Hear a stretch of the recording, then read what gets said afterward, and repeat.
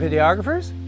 Viewer KW asked about my video workflow for the Fujifilm GFX 100. This is the first of 3 videos about the video workflow for Fujifilm cameras. This video, produced in HD 1080, uses the standard dynamic range for HD TV sets, usually called Rec 709. It demonstrates a workflow primarily with in-camera settings using the GFX 50S2.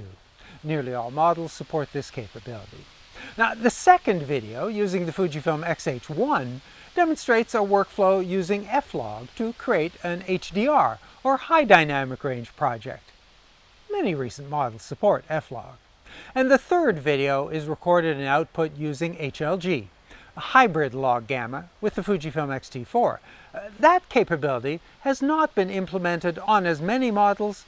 However, for GFX 100 videographers, that should cover all the bases, except for raw video recording, which requires an external recorder. Now, because the outputs and target devices are different, these 3 approaches can't really be demonstrated in a single video. At a high level, my workflow is to record in camera using the highest available bitrate, then to import the video into a nonlinear editor. I use the current version of Final Cut 10.5. After reviewing the recordings, I assemble the good base takes onto a timeline. Then I sync the externally recorded audio. Exposure and color corrections are set before trimming and adding B-roll, which may require its own corrections. Then titles and lower thirds. Next step adds the transitions where a straight cut doesn't convey my intent. I add music or effects as required and make the necessary EQ adjustments. Finally, I render and output the video before sending it off to the client or uploading it to YouTube. My workflow includes recording audio on an external recorder. It provides higher quality and more control. For these videos, that's the Zoom F2 lapel mic and recorder hidden in my shirt. I set up the GFX 50S2 in movie mode with the highest video settings, HD 1080 at 30 frames. And I'm recording internally on the SD card. Although not indicated or selectable, that records with a data rate just over 50 megabits using the H.264 codec. Those settings are suitable for HD videos destined for YouTube. On this camera, higher data rates are possible using an external recorder on the HDMI port. I'm using an external recorder with the camera's info display on to show you the menu and the settings. You know my video settings: manual exposure mode, shutter 1/60th, aperture f4 for a defocused background, ND filter while shooting daylight outside, and I set the ISO for a final exposure adjustment. Now, I set that while referencing the histogram, and I'm keeping it slightly to the left.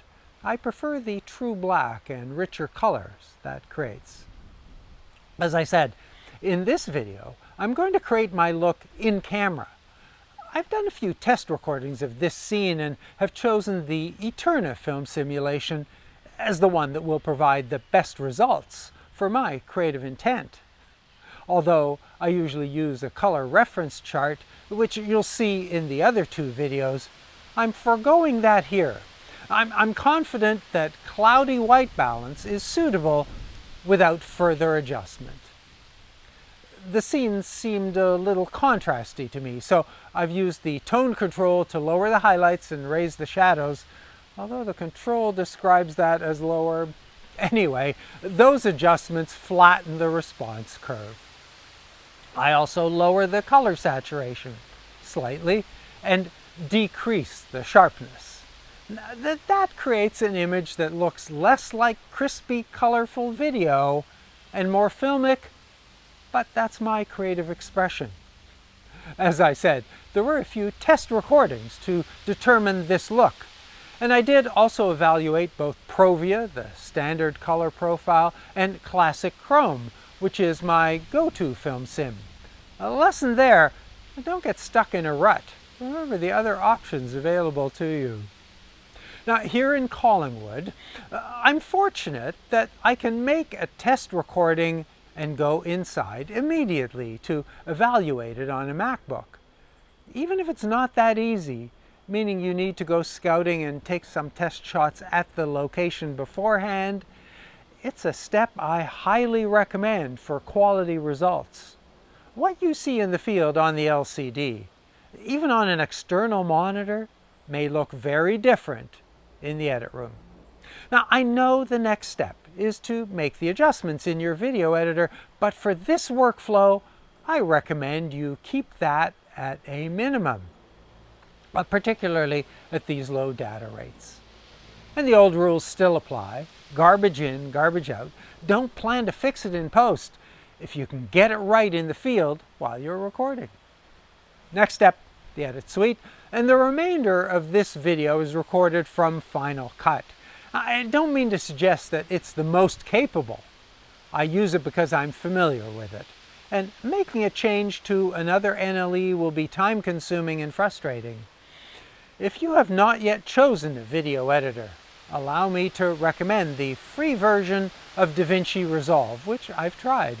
It provides the best and most extensive set of color and exposure adjustments you'll find, but it is limited to HD, the free version anyway. In Final Cut, create a new library. Click Modify to check the library properties. This will be a standard color project. Create a new project. This is going to be HD, rendered to Apple ProRes with standard Rec 709 color space. Import media. This is the good take, 4100. Then the audio. Clip Synchronize aligns them. And we put that combined clip on the timeline. Now let's have a look at the waveform. Only needs a few tweaks. Using the color wheels, I'm bringing the shadows down to 0, midtones up slightly, a little back and forth to get those right. These are very small adjustments. Saturation is good. I wouldn't mind a little more red in my complexion. 3 degrees of hue should do it. And that looks good to me. Audio looks and sounds like it's in sync. Let's increase the levels of the Zoom recording. Now I'm going to trim the top and the tail. Then import and add the B-roll, the screen recordings from the Ninja. Making exposure and color adjustments as needed, these are fine. I have a file where I store some stock elements that I regularly use, like the background for screens, which I reduced slightly in size so that you could see them. Then I add my lower thirds and other titles, including the closing credits, and review the entire project, adding transitions. Then music, just top and tails for this, and a little EQ as I had the mic inside my shirt to cut down wind noise. Then export or share in the Apple language. I'm using the more efficient H.265 codec, which Apple calls HEVC. 8-bit is good enough for YouTube. As I said at the beginning, this workflow creates a suitable dynamic range image for displays that support Rec 709, the HD TV standard. And if any of the issues I glossed over need more explanation, let me know in the comments. Video 2 demonstrates log recording for high dynamic range displays. 3 demonstrates hybrid log gamma recording for HLG-capable video displays. Although Fujifilm loaned me the GFX 50S2, they did not pay me. This video is not sponsored. I don't stop in the middle to sell you something. I don't let YouTube interrupt my content with ads. That makes me very grateful to those of you who have decided to become members and be my sponsors by joining this channel. Thank you. Now, if membership isn't for you, then please consider subscribing. Well, one thing, whether you're a member, a subscriber, or just stopping by to watch this video. I do read and reply to all relevant questions and civil comments. Thanks for your time today. Stay safe.